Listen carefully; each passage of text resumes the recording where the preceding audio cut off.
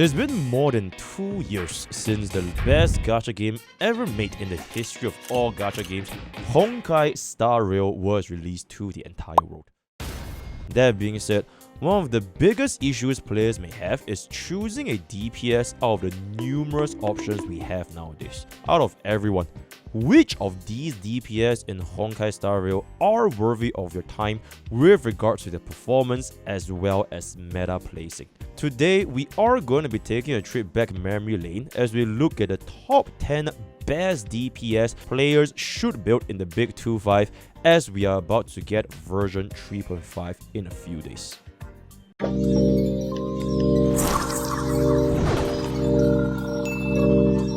This video was approved by IGN. Starting off at number 10, heralding in all the way from version 1.0, that is gonna be our General Jingyuan. Now, Jingyuan is what you could say as a timeless DPS because time and time again have we proven that Jingyuan just simply does not fall out of the meta, because no matter what happens, MiHoYo is just simply gonna give him another buff and another buff and another buff on top of that. As we know from Jingyuan's kit since its early days from version 1.0 receiving quite a decent amount of backlash, our general is no longer a shadow of its former glory, much less he is basically the upgraded, improved version with the infinite amount of buffs that he has been getting ever since version 1.0, going from the 4-piece Grand Duke, getting your sustain like Huo with the energy regeneration, and to top it all off, the Lord and Savior Sunday himself putting up Jingyuan as well as his Light Lord to do absolutely insane amounts of damage while removing one of his biggest issues, that is gonna be his backloaded kit. Generally speaking, get it? Generally speaking, players that have invested into Jingyuan can rest easy as you can use him for any of your endgame content, be it Memory of Chaos, Pure Fiction, or Epoch Shadows, and he's gonna be having an absolutely stellar performance as long as you're able to give him his investments. Now, unfortunately, we did place Jingyuan at number 10 and not any higher because, like I mentioned, he really wants the additional investments that he has received over the past couple of years. If you as a player are not able to secure at least, I would say, Sunday, then his performance is going to be a little bit hard to justify, especially compared to the other DPSs we have in this list. Going forward into rank number 9, also coming from version 1, extremely strong contender that actually just received a buff recently because Hoyoverse does in fact listen and care for their player base, especially with the impending power creep for all of the gacha games, right? Miss Auntie Qingliu, the Baba Ice Queen herself, is gonna be having an exceptional performance ever since the changes to her kit into a HP focused DPS. Now, on top of the scaling being a lot more friendly with the regards to some of the new version 3 supports such as Tribi and Hyacinth, Qingliu's performance has received a drastic upgrade because now you can actually stay in the ultimate 100% of the time, which completely removes one of her biggest issues back before the buff, because whenever you were to use Qingliu's ultimate spectral transmigration, you are eventually gonna run out of the stack one turn on another, even if you would use energy regeneration sources like Sunday, Tingyun, as well as Huo. Worry not, because Dawei has in fact listened, and now with this brand new update, if you are gonna be able to use Qingliu, you are probably never gonna see her transform outside of this ultimate mode ever again, right? With the absolutely ridiculous scaling for the HP multipliers, 100% uptime on the ultimate, and absolutely stunning animation for her ultimate, Qingliu is definitely going to be a force to reckon with if you are going to be bringing her against Ice Week stages, right? On top of that, because of her absolutely insane scaling with HP, some players have compared her to the modern day My Day or the modern day Blade, where Qingliu absolutely crushes both of these filthy men as a all-empowering women from the 2000 billion years ago. Now, unfortunately, we couldn't really place Qingliu any higher because coming in as spot number 8 is actually gonna be another Ice DPS that we all come to love and know, and that is going to be D Herta, Da Heita.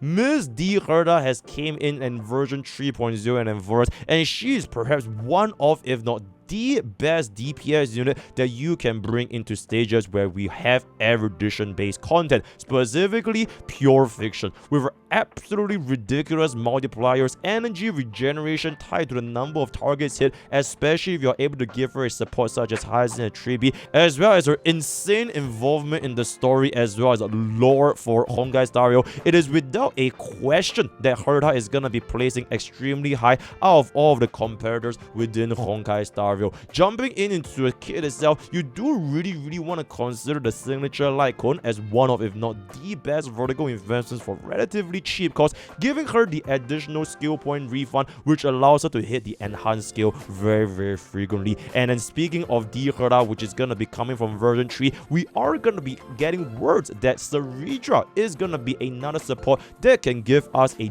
duplicate skill usage, which means that the Herta's future is gonna shine ever brighter as long as you're gonna be using her for our endgame content. Now, unfortunately for the Herta, where she lies a little bit underwhelming is going to be her single target burst DPS, which means you're either gonna have to pivot into a little bit more of a supplementary role for a Nexa, or you can instantly take a look at our number 7 DPS, which is going to be the queen of single target burst DPS. That is going to be Scylla. Yes, Scylla, the one and only Scylla, coming in from version 1.0, where her kit is virtually untouched. She is almost like a horseshoe crab, a little bit like a living fossil, if I can say so myself. After 2 years and 3 months for Honkai Star Rail, it has literally been Scylla's domain ever since she has launched, because we do have elements such as Mono Quantum, one of the lowest cost DPSs, even outperforming Archer, because you know, who the hell would want to spend 200 pools for a goddamn signature light cone, am I right?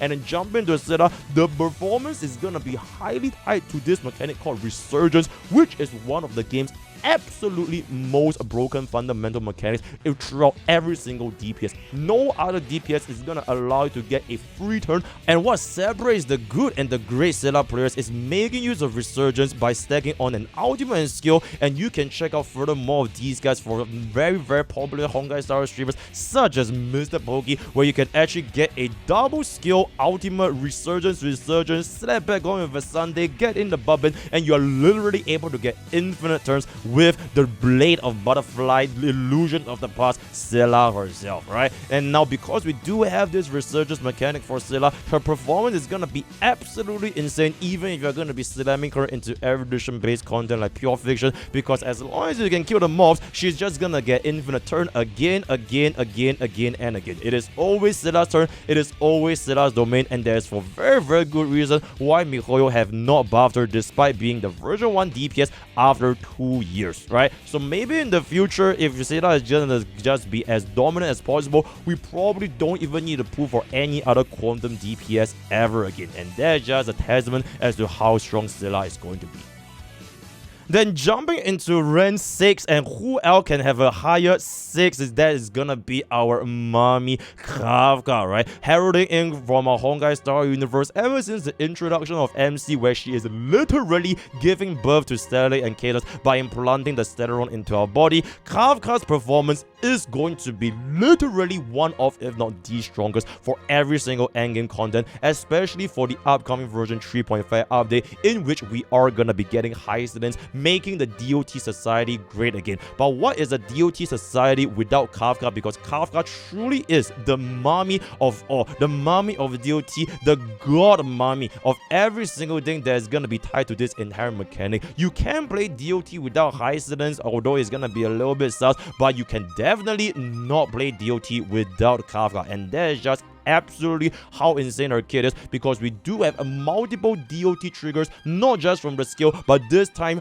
with the adjacent targeting, as well as the double follow-up attack, which has also been buffed to trigger all of DOTs on top of the original ultimate DOT trigger. And if you're gonna be giving Kafka an absolutely insane performance set, such as for example before tutorial mission begins, as well as the 4-piece eagle, the amount of DOT triggers you're gonna be getting with Kafka is literally more than the amount of money back in IGN's bank vault. So for those naysayers, for those non-believers for DOT, wait till you see Kafka's performance once High Incidence is released, and rest assured you will definitely not be disappointed.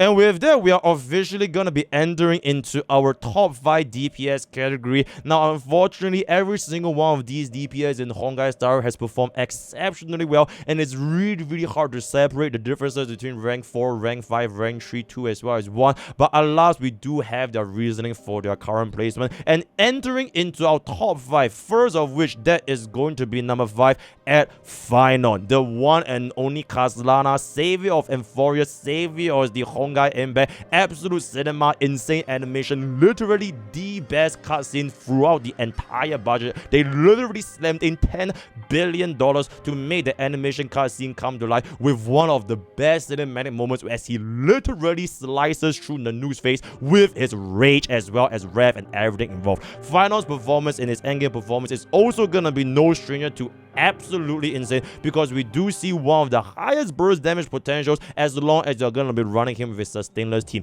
Not only that, because of Phynon's unique mechanic of basically being the only DPS on the entire field, we do have a lot of additional benefits where your other previous hyper carry supports that you probably have not used back in 2023 is gonna see play once again. Units such as Ting Yun, Bronya, or even your standard RMC is gonna be performing exceptionally well with Phynon for virtually a free support class, which none other DPS in this category is gonna be coming close to, right? Phynon's personal damage amplification goes up even higher as long as you get the Signature Light Cone, and on top of that, one of the best island tools in the entire game that is gonna allow him for an extra turn after the enhanced skill. If you are gonna be doubting Phynon's capabilities, well, worry not, because he is gonna visit your dreams one day, because he literally comes alive at being a code and slices you in real life.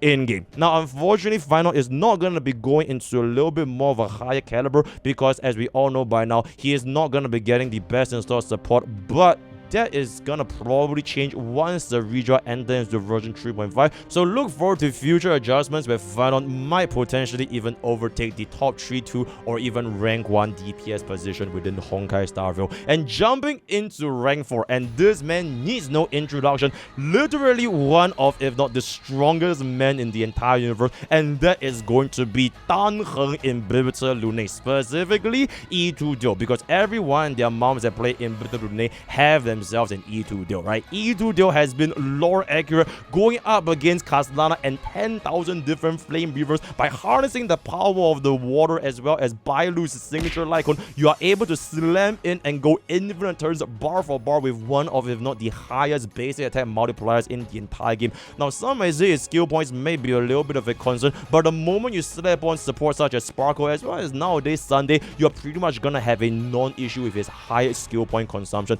On top of that, Imbibitor Lune is probably gonna be getting another vertical investment update in the forms of the physical Imbibitor Lune. So what's even crazier is that by merging the physical Imbibitor Lune, you can instantly pivot into a much better DPS build than the rest of the peers for any of these DPSs mentioned over here. Unfortunately, Hanmar 7 is not gonna be performing too well with the upcoming Evernight, because I don't think they're gonna be that much of a synergy. But since E2 Duo has been a de facto best installed imaginary DPS for pretty much the past 10,000 years, it would be a little bit silly for us to not plant him before Final. And yes, personally for us, through various testings, numerous calculations and theory crafting, we have found that for every single scenario, as long as you are going to be using a sustain, Imbibitor Lune is going to come out on top of Final. Now, that being said, if you are going to be going for sustainers, then Final is going to come out a little bit higher. But unfortunately or fortunately, this entire guide is going to be catered towards the casual audience. So if you are going to be someone that is a little bit scared of death, a little bit scared of injuries, when you're gonna die, then please feel free to go ahead and use your E2 Imbibitor Lune. And speaking about E2, we are finally going to enter into our top 3 DPS of all time in Honkai Star, and heralding in as the only Super Raid contestant, that is going to be none other than our girlfriend Firefly from Pentagony. Now, Firefly has gone through one of the deepest character arcs in the entirety of Honkai Star, and frankly speaking, the amount of emotional attachment that we got from Firefly cannot allow us to place her anywhere below tier number 3. Now, even though we did give her number 3, this is not just related to her performance in the story. Her actual involvement in combat for our endgame content has been nothing short of absolutely stellar performance as well, as you can see from the Memory of Chaos, Pure Vision, as well as Apoc Shadow Skirts. Super Break Firefly, or the entire Super Break archetype as a whole, has been shown as one of the most free-to-play friendly accessible team comps ever since they were launched back in version 2. Until this day, version 3, they're still gonna be performing very, very nicely. If you're gonna be giving Firefly her respective teammates, which are all relatively easy to obtain, right? You have your Gallagher, your HMC, your Field, your Lingsha, even your Rame, which is gonna be literally a free unit.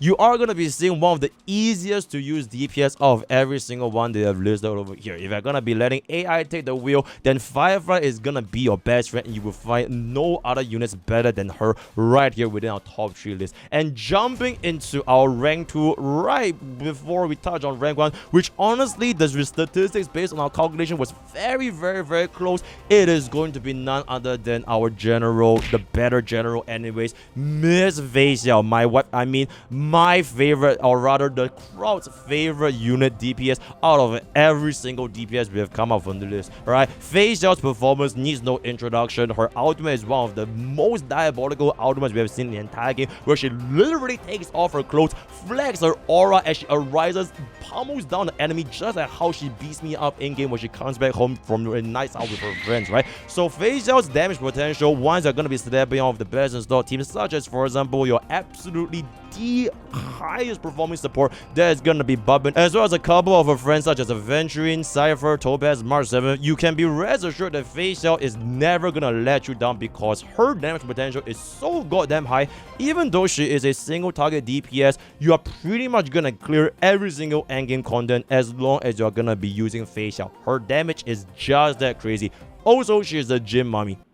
I don't think that needs to be said. No debate. This is gonna be our second highest DPS. Now, before we go on into the best DPS in Honkai Star Rail, I do want to give a little bit more of an honorable mention across all of the galaxies within HSR. First of which is gonna be Miyabi. Absolutely insane Frostburn, Frostfire mechanics. You can literally be blindfolded, press one button, and she's gonna literally kill every single enemy. Team building is literally broken by Miyabi, because you can build her with any 2 teams, 2 members. It could be your mom, it could be your dad, it could be your dog, it could be your cat. Any 2 members with Mibaba, heck, you can even run her as a solo, and she's gonna clear every single endgame content for you. So absolutely gonna be deserving of our honorable mention. Another unit in there is gonna be Hu Tao, none other than one of the best fire DPS in the entire world of HSR right now. Hu Tao has a unique mechanic of Boo, where she scares the enemy to death with an absolutely generational rap battle, alongside with the entire musical ensemble cast, where no other DPS in our roster can come close to the musical talent. You literally don't have to fight the enemy, they will just surrender, run away the moment they come into the glory of Hu Tao's rap. And then for our third honorable mention, there is gonna be Danjing. I don't think she needs any introduction. Now, this is only gonna be for the expert players. No casuals, no casuals, no casuals. If you are an expert player with zero regard for your safety as well as life whenever you are gonna be playing endgame content, then Danjing is gonna be the best DPS for you. In fact, she is the only DPS in this entire list that can literally solo, right? Solo every single endgame content in Honkai Star Rail, but you really want extremely high APM, preferably more than 300, landing every single one of your parries, negative edge, quick cancel, swap back, aerial combat, vertical, and then you can literally just beat every single endgame. Pollux, not a problem. Ligers, who is that true stick, more like true Bing, because she's gonna Bing the back. Yep, just simply use Danjing and your problems go away. But again, like I mentioned, you need extremely high performance and APM